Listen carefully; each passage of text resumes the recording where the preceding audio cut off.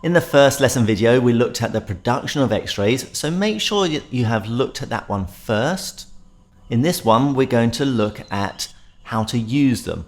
So we want to find out how to create a beam of photons, how we can collimate that to make it a narrow beam, how we can adjust the sharpness to get the image we're wanting, and we're also going to look at how the hardness of that photon beam affects the image.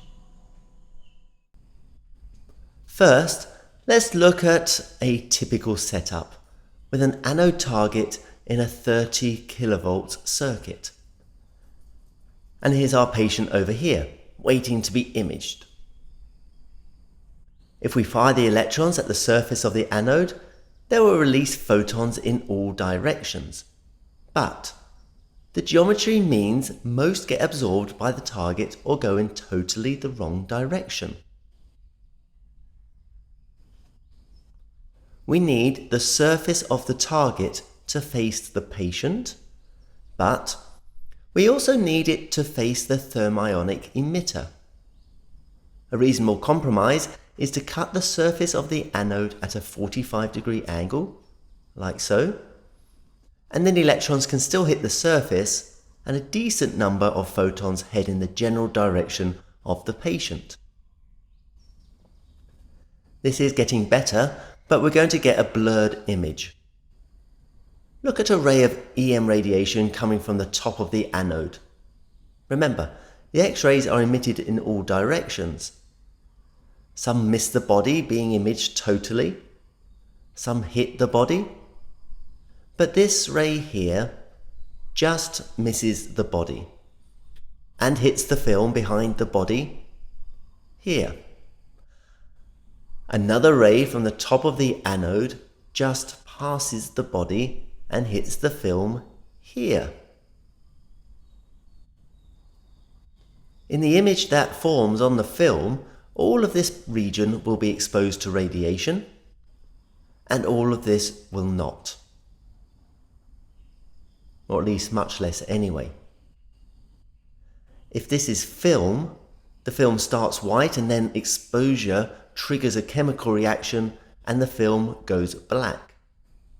If this is digital, the image starts black and then gets brighter with exposure. That's not too important. The key thing right now is that the area away from the body is exposed and the area in the shadow of the body is not exposed so much.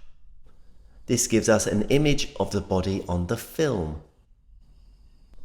In addition though, we also get electrons hitting the bottom of the anode, emitting X-rays in all directions.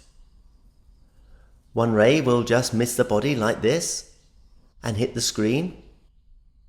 Another will just miss the body like this and hit the screen. This creates a new, different shadow region, and it doesn't match the first one. So think about this. Where is the bottom of the body in the image? Is it here? Or here? Or here? We've ended up with an unexposed region in the middle here, and an exposed region outside, but we also have this region around the edge which is kind of in the middle, partly exposed.